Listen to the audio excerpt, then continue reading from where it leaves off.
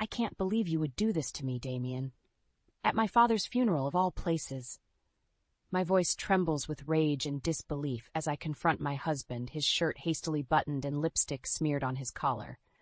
Damien's eyes widen in surprise before narrowing with contempt. Don't be so dramatic, Raven. It's not like you were ever enough for me anyway. His words cut deep, reopening wounds I thought had long since scarred over. I think back to when we first met, how his charm and promises of success had blinded me to the red flags. I was just a naive, struggling artist then, desperate for love and validation. I gave up everything for you, I choke out, my vision blurring with unshed tears. My art, my dreams, my self-respect, and for what? A loveless marriage and a lifetime of regret? Damien scoffs, his handsome face twisting into a sneer. You were always so pathetic, Raven, clinging to me like I was your last hope. Well, guess what? I never needed you. I only married you for your father's money and connections. The truth of his words hits me like a punch to the gut. I think of all the years I wasted trying to win his love and approval while he was busy building a life with someone else, someone younger, prettier, more talented. Who is she, Damien? The woman you were just fucking in the coat room? My voice is low and dangerous, barely recognizable to my own ears. He smirks, unashamed. Her name is Sasha. She's everything you're not, Raven. Young, passionate, with a real future in the art world, and she's pregnant with my child. I feel like I might be sick. The betrayal is too much, too raw. I think of my father, cold in his casket just feet away. He never approved of Damien, never thought he was good enough for me, and now with his last breath he was proven right. I want a divorce, I say firmly, my hands shaking as I reach for my phone. I'm done being your doormat, Damien. I'm done letting you destroy me. He laughs, cruel and mocking. You'll never be free of me, Raven. I own you body and soul. Without me, you're nothing. But as I press record on my phone, capturing his vicious words for all the world to hear, I feel a flicker of something long forgotten stir inside me. Something like hope, like defiance. You're wrong, Damien, I say calmly, my tears drying on my cheeks. I may have lost myself for a while, but I'm taking my life back, starting now.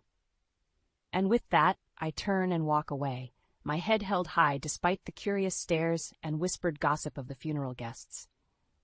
I don't know what the future holds, but one thing is certain. Raven Callaghan is done being shattered. It's time to pick up the pieces and create a new masterpiece from the ruins of my broken dreams. The sleek lines of Damien's penthouse mock me as I step inside, a cruel reminder of the gilded cage I now call home. The minimalist decor, once so chic and sophisticated, feels cold and sterile, like a museum display of my shattered dreams.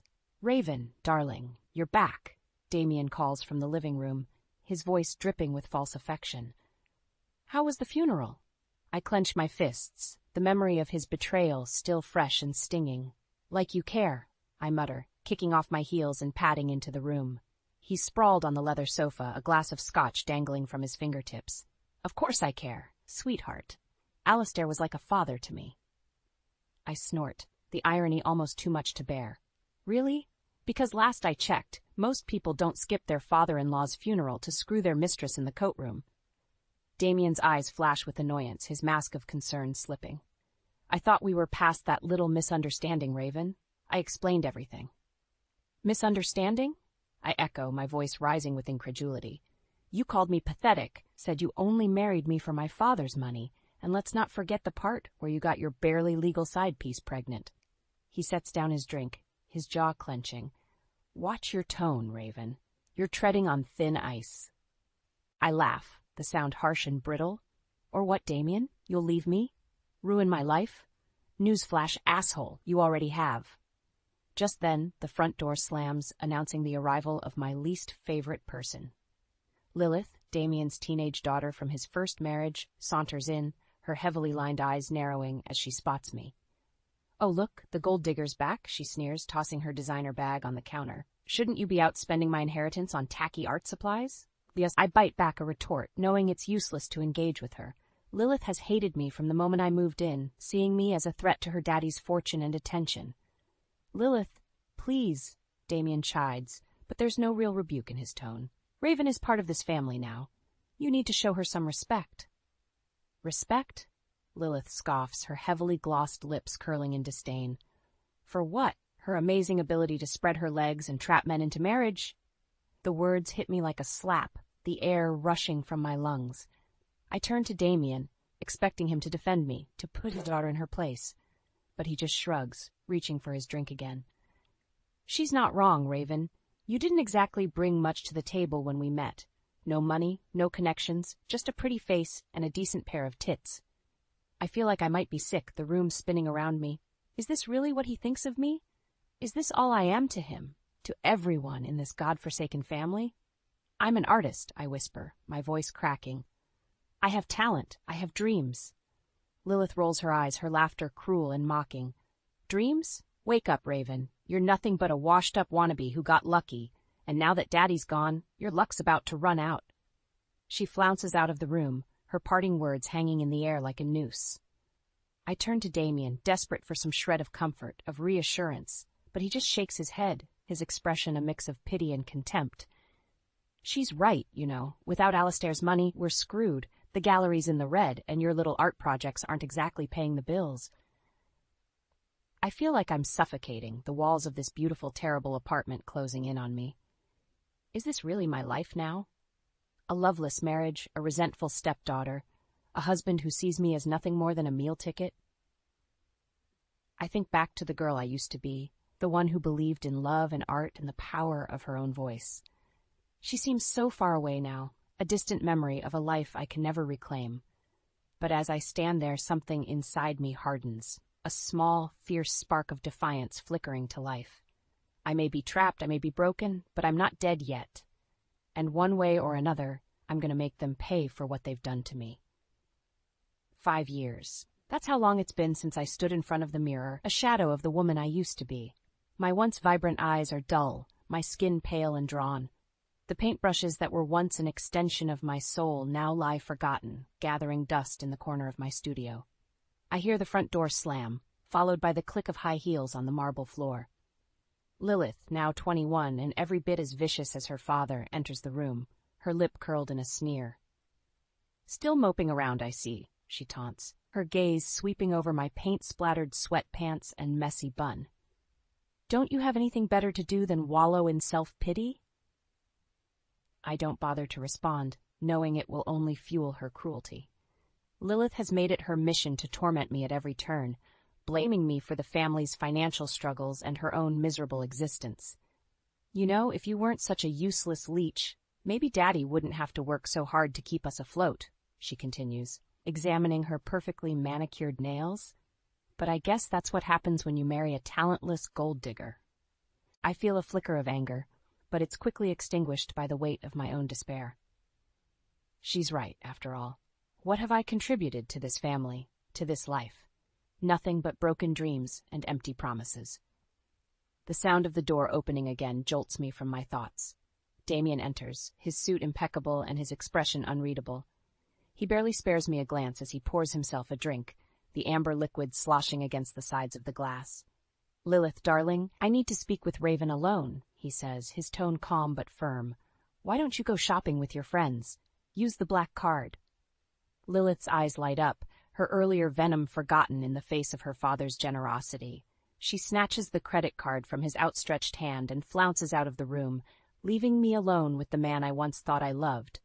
Your father called, Damien says, taking a sip of his scotch. He wants to see you.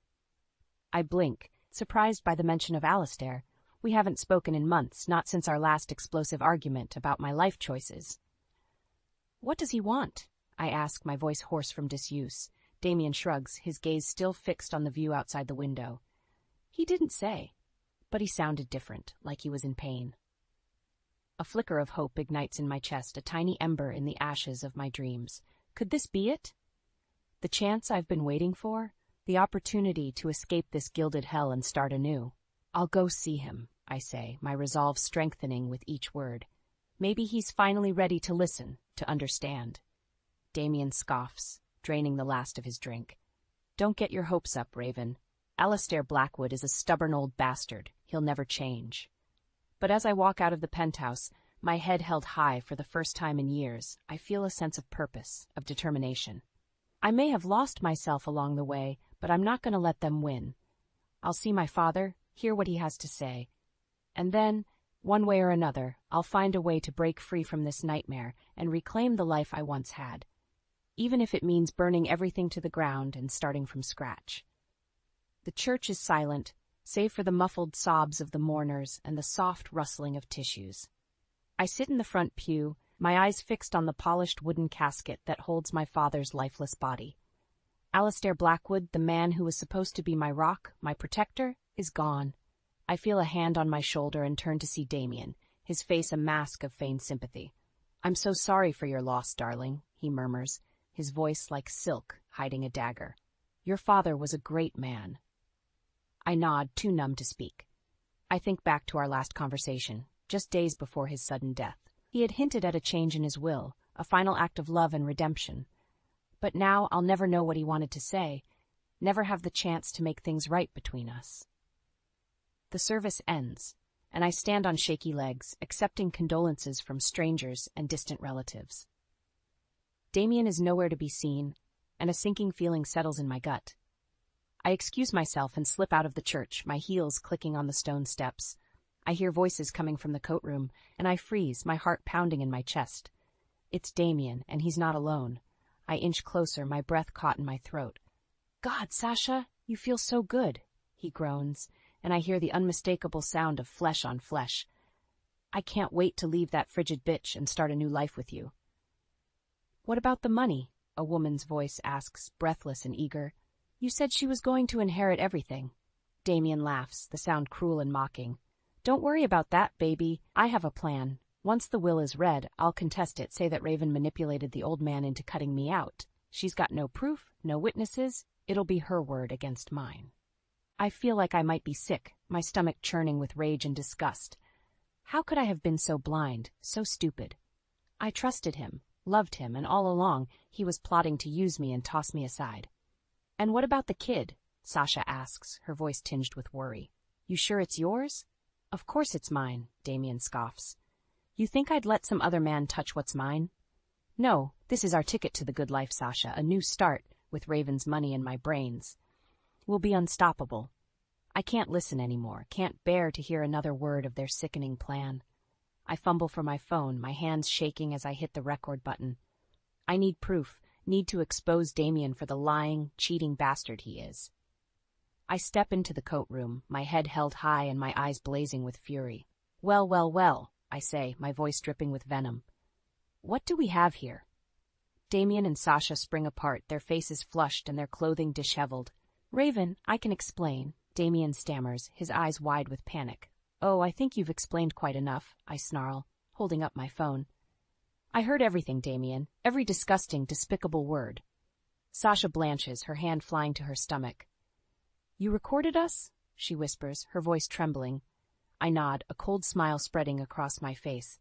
"Every single second. And now I'm going to make sure the whole world knows what a pathetic, conniving worm you really are, Damien Callaghan." I turn on my heel and storm out of the room, my heart pounding with a newfound sense of purpose. I may have lost my father, my marriage, and my self-respect, but I'll be damned if I let them take anything else from me. It's time to fight back, to take what's mine and burn the rest to the ground. And I won't stop until Damien and his little whore are nothing but ashes at my feet. The funeral guests stare at me in stunned silence as I march back into the church, my phone clutched in my hand like a smoking gun. Damien follows close behind, his face a mask of panic and fury. "Raven, please, let's talk about this in private," he hisses, reaching for my arm. I yank away from his grasp, my eyes blazing with a fire I thought had long since been extinguished. "Oh, we're going to talk, all right," I say, my voice ringing out clear and strong. "But not in private, not anymore." I turn to face the crowd, my heart pounding in my chest. "Ladies and gentlemen, I have an announcement to make. My husband, Damien Callaghan, is a liar, a cheat, and a thief." Gasps and murmurs ripple through the room, and I see Lilith's face turn pale with shock. Good. Let her see her precious daddy for the snake he really is. "I have proof," I continue, holding up my phone. "Recorded evidence of Damien's infidelity and his plans to contest my father's will and steal my inheritance." Damien lunges for the phone, but I'm too quick for him. I hit play and his voice fills the church, every damning word echoing off the high ceilings. You bitch, he snarls when the recording ends, his face twisted with rage. You think you can destroy me? I made you, Raven. Without me, you're nothing. I laugh, the sound harsh and bitter. That's where you're wrong, Damien. I'm not nothing. I'm Raven fucking Blackwood, and I'm done being your doormat. I reach into my purse and pull out a thick envelope, tossing it at his feet. I've already spoken to my lawyer. My father changed his will before he died, leaving everything to me. And as for you, you're out on your ass, with nothing but the clothes on your back and the child support payments for your bastard kid. Damien's face drains of color, his mouth opening and closing like a fish out of water. You can't do this, he whispers, his voice trembling. I'll fight it. I'll take you for everything you're worth. I smile, cold and cruel. You can try, but I have the law on my side and a team of the best lawyers money can buy. You're finished, Damien. And as for you, Lilith? I turn to face my stepdaughter, my eyes narrowing. Don't even think about coming to me for help. You're just as bad as your father, and I'm done enabling your toxic behavior. You want money, get a job. You want love, earn it. But don't expect anything from me, ever again. Lilith's face crumples, tears streaming down her cheeks. Please, Raven, I'm sorry. I didn't mean it, any of it. I was just angry, jealous. Don't cut me off, I need you. I shake my head, my heart hardening to her crocodile tears. You need a reality check, Lilith, and I'm done being your punching bag. I have my own life to live, my own dreams to chase, and I won't let you or anyone else hold me back anymore. I turn to the stunned crowd, my head held high. Thank you all for coming to pay your respects to my father. But if you'll excuse me, I have a divorce to finalize and a new chapter to begin. I walk out of the church, my steps light and my heart soaring. For the first time in years, I feel alive, powerful, in control of my own destiny. Damien and Lilith can rot in the hell they've created for themselves. I have a legacy to claim and a life to rebuild, one brushstroke at a time, and nothing and no one is going to stand in my way. The gallery is buzzing with activity, the white walls lined with paintings that seem to vibrate with energy and emotion. I stand in the center of the room, a glass of champagne in my hand and a smile on my face. This is my moment, my triumph, and I'm going to savor every second of it. I see Damien across the room, his face haggard and his suit hanging off his frame. He looks like a man who's lost everything, and in a way, he has. I made sure of that. I saunter over to him, my heels clicking on the polished concrete floor. Damien, darling, so glad you could make it, I purr, my voice dripping with false sweetness. I know how busy you must be, what with the job hunt and all. He glares at me, his eyes bloodshot and his jaw clenched. You think you've won, don't you? He growls, his voice low and menacing. You think you can just destroy my life and walk away unscathed? I laugh, the sound bright and carefree. Oh, Damien, I don't think I've won. I know I have, and as for walking away unscathed, I'm not the one who's been blacklisted from every gallery in the city, am I? His face twists with rage, and for a moment I think he might actually hit me. But then a voice cuts through the tension, smooth and confident. Raven, darling, there you are. I've been looking all over for you. I turn to see Marcus, my new business partner and the owner of the most prestigious gallery in town. He's tall and handsome, with salt and pepper hair and a smile that could charm the pants off a nun. Marcus, so sorry to keep you waiting, I say, taking his arm and shooting Damien a triumphant look. I was just catching up with an old friend. Damien's eyes narrow, his fists clenching at his sides. Friend? Is that what you call the man who ruined your life? Marcus raises an eyebrow, his gaze flicking between us. Ruined her life? From where I'm standing, it looks like Raven's doing just fine. Better than fine, actually. Her show is a sensation, and the critics are calling her the next big thing in the art world. I smile, leaning into Marcus's side. What can I say? I had a lot of inspiration to draw from. Pain, betrayal, the depths of human cruelty. It's all there on the canvas for everyone to see. Damien scoffs, his face twitched with disgust. You're pathetic, Raven. Using our marriage, our private life, as fodder for your little art projects. Don't you have any shame? I step forward, my eyes blazing with fury. Shame? You want to talk about shame, Damien? How about the shame of being married to a man who cheated on me, lied to me, and tried to steal my inheritance? The shame of watching my stepdaughter spiral into addiction and despair because of your toxic influence? No, Damien, I have no shame. Not anymore. But you? You should be drowning in it.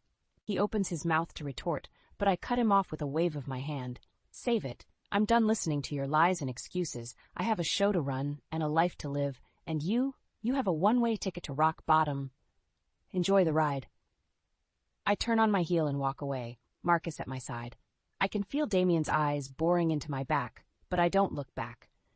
I'm done looking back, done letting my past define me. I'm Raven Blackwood, artist, survivor, and queen of my own fucking destiny. And nothing, and no one, is going to stand in my way. As we mingle with the other guests, I catch sight of Lilith, her face gaunt and her eyes hollow. She's talking to a man in a cheap suit, and I can tell by the way she's fidgeting that she's jonesing for a fix. Part of me wants to go to her, to offer her help and support.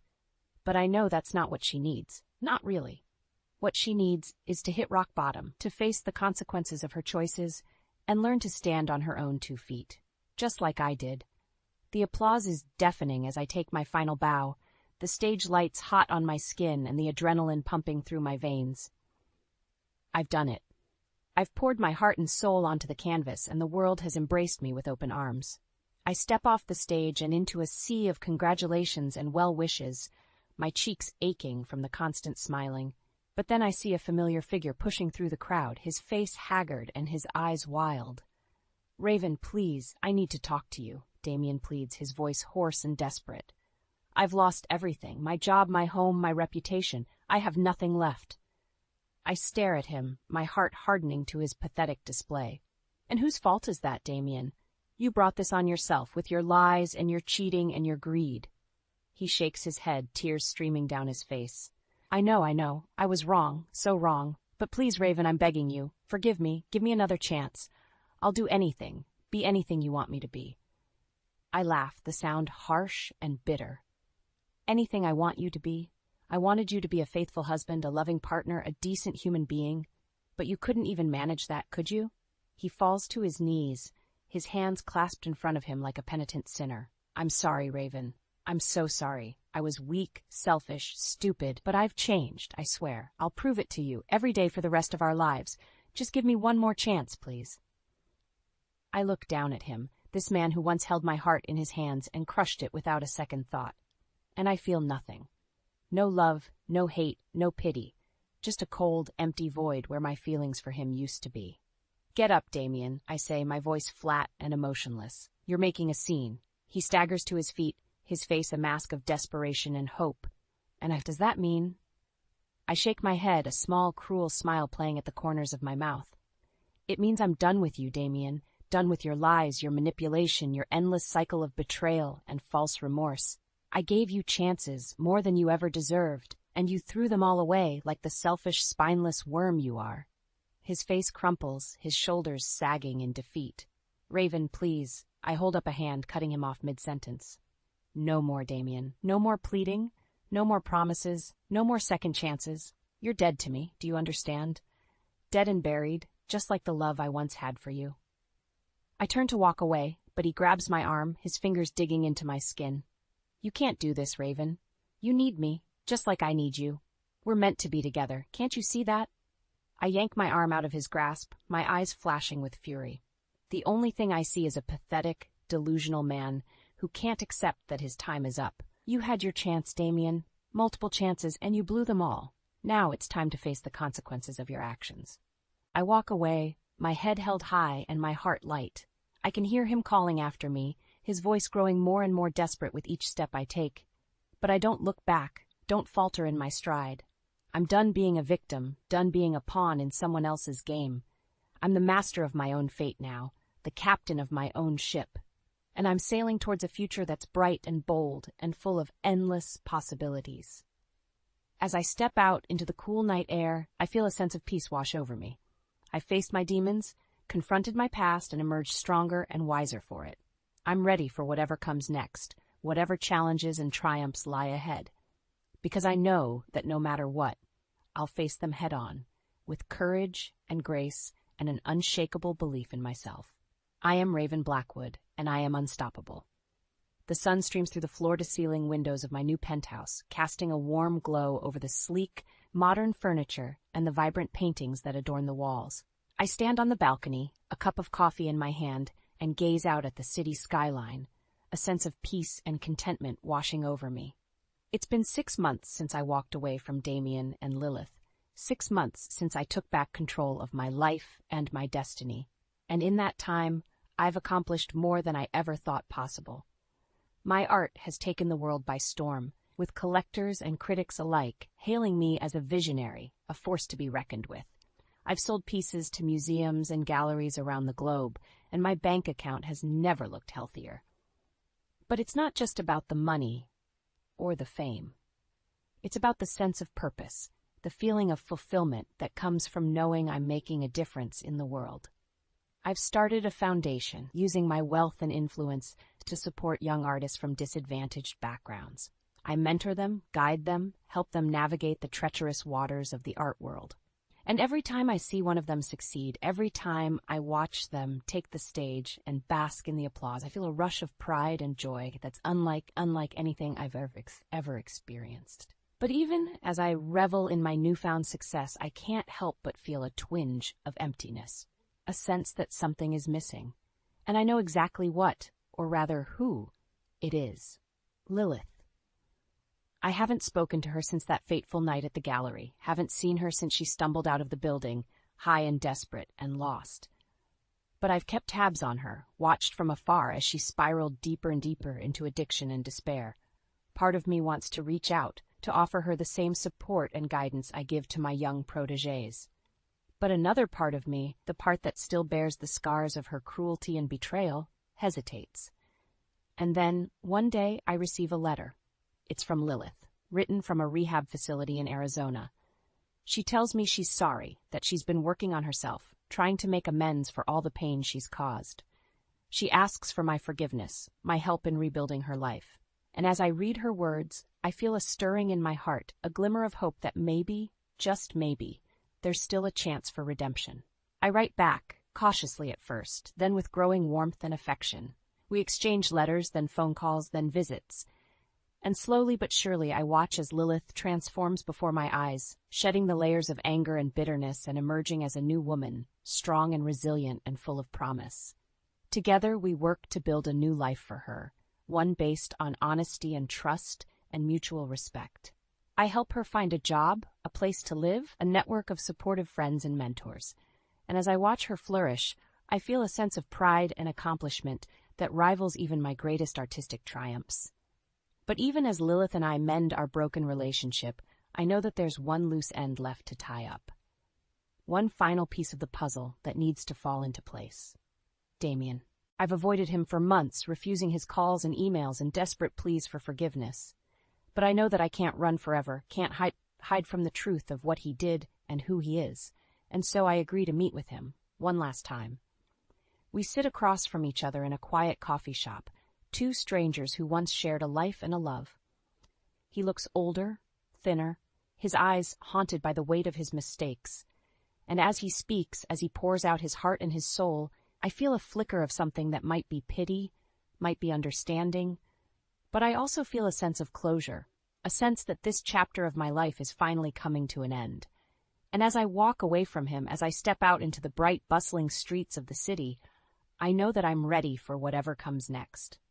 Because I am Raven Blackwood, artist, survivor, and master of my own destiny, and nothing and no one can ever take that away from me.